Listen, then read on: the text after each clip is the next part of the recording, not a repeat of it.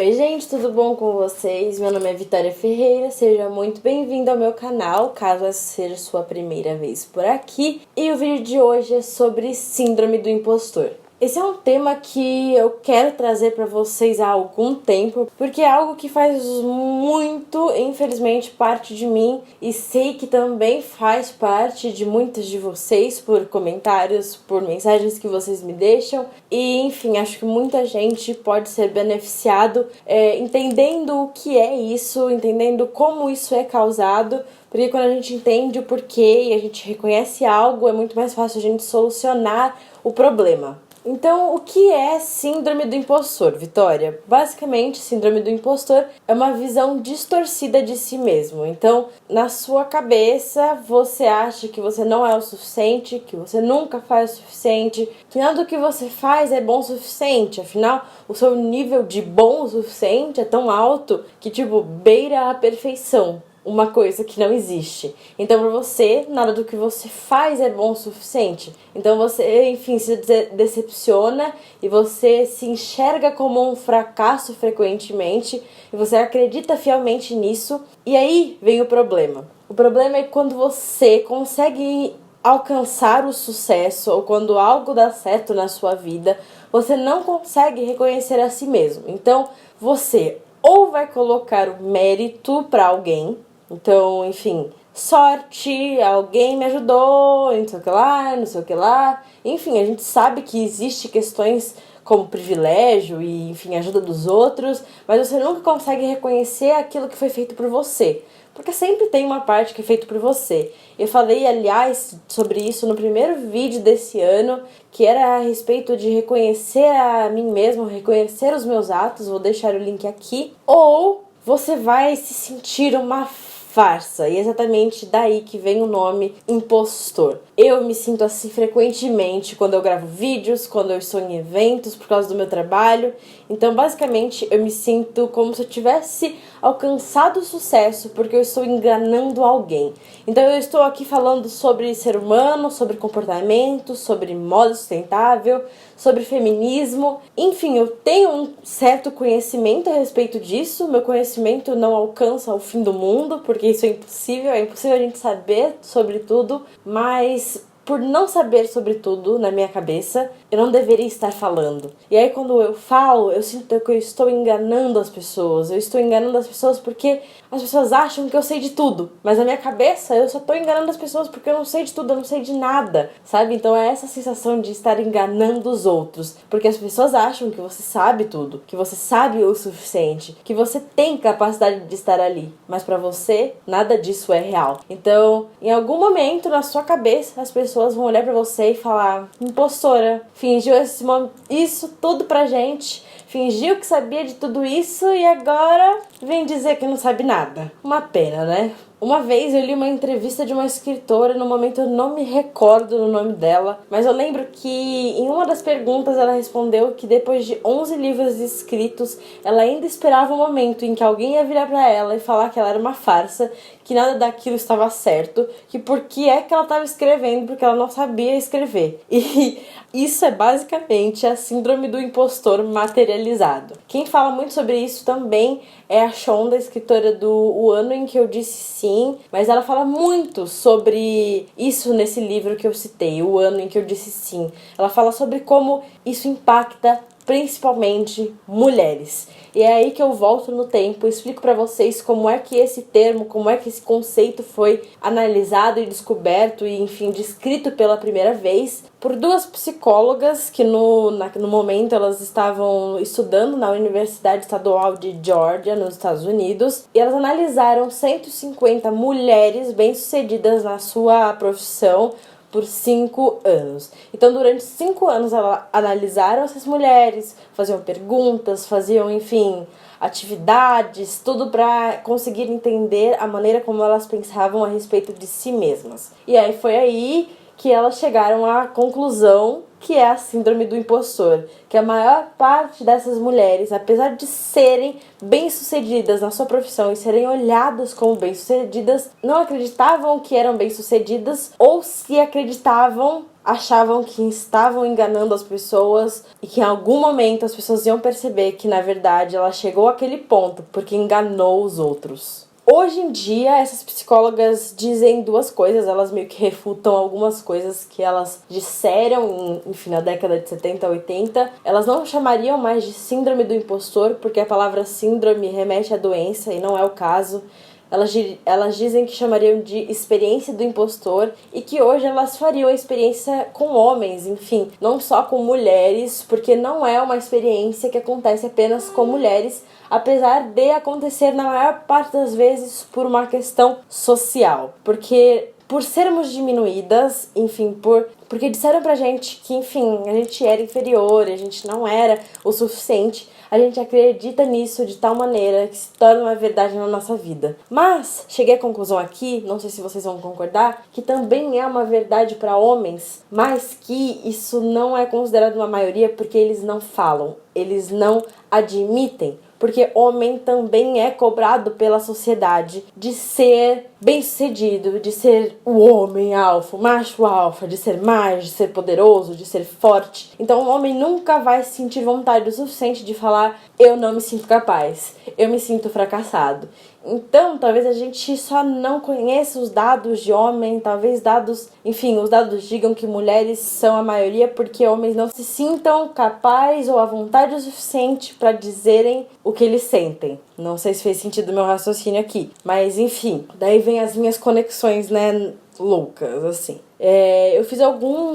Na terapia, eu fiz algumas sessões de TCC, terapia cognitiva comportamental, que é uma terapia que analisa a cognição, ou seja, os seus pensamentos e como os seus pensamentos refletem no seu comportamento. E durante essas sessões eu aprendi, né? Como se eu estivesse tendo uma aula, porque é assim que eu me sinto na terapia. Eu aprendo muito, porque é uma coisa que eu gosto. Sobre esquemas. O que são esquemas? Esquemas são construídos durante a sua infância até uns 10, 12 anos. Porque durante a sua infância você viveu algumas coisas, ou enfim, alguns traumas, algumas situações que para você naquele momento foram difíceis e complicadas, que fez o seu ser criar barreiras, criar armaduras. Essas armaduras são esquemas que a gente leva para a vida inteira. Então, durante toda a sua vida, você vai passar reforçando esses esquemas. Um dos esquemas é fracasso. Então, o fracasso basicamente é a síndrome do impostor. Acreditar que você nunca é suficiente, acreditar que você nunca vai ser bem sucedido e que se você for, você acha que está enganando as pessoas e que as pessoas vão apontar o dedo para você e falar: ela não deveria estar aqui. Então, esse esquema fracasso, ele é construído na nossa infância por algumas razões. Pode ser porque, enfim, pela sua criação, porque seus pais não valorizaram suas conquistas, porque seus pais disseram que você era burro em algum momento da sua vida e aquilo foi te construindo. Não apenas pais, tá? Criação é sociedade. Mas em algum momento da sua vida, você viu essa questão machucada em si mesmo e você construiu essa ideia fixa na sua mente de que você é um fracasso. E aí você vai reforçando isso a todo momento da sua vida. Então você vai se auto-sabotando para que você prove a si mesmo que realmente você é um fracasso.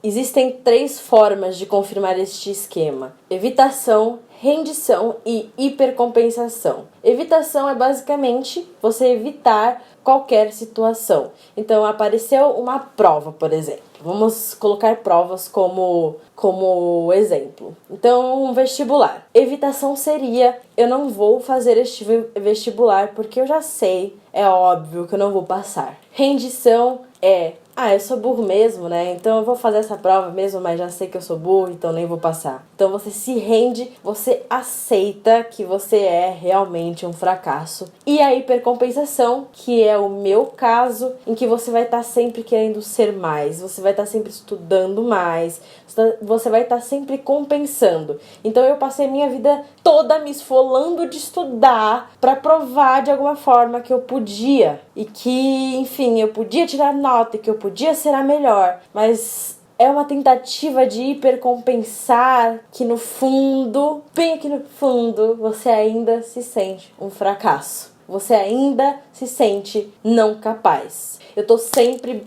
batendo de frente comigo mesma.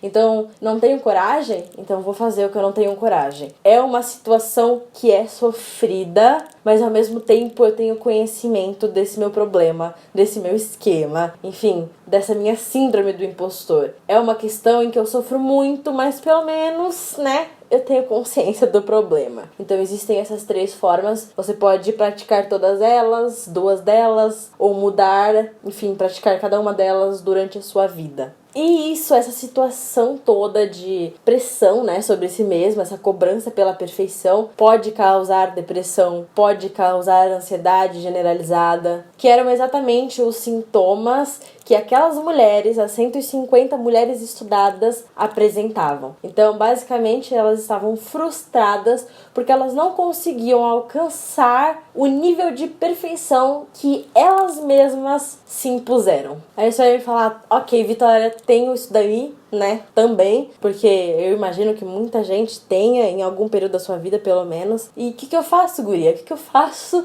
Por isso, em primeiro lugar, você vai ter que entrar em contato com seus próprios erros. Bem dolorido, né? Fácil. É isso, você vai ter que dizer a si mesmo, eu erro e tá tudo bem. Então, eu indico muito, se você se sente dessa maneira, a terapia cognitiva comportamental, que é uma terapia que vai, enfim, moldar a sua forma de pensar. Você vai aprender a lidar com os seus próprios pensamentos, a converter os seus pensamentos para, enfim, pensamentos positivos, de tal maneira que você não vai mais se sentir a todo momento dessa maneira. Porque, enfim, é comum você se sentir assim, com baixa autoestima em alguns momentos da sua vida. Mas não é normal você se sentir um fracasso em tudo o que você faz o tempo todo. Então a TCC, a terapia cognitiva comportamental, é muito bacana se você se sente dessa maneira. E é ela que vai te, enfim, colocar em contato com os seus próprios erros. Eu lembro da psicóloga falando que, enfim, isso não pode ser de uma vez só, porque vai te machucar, vai te quebrar ao meio.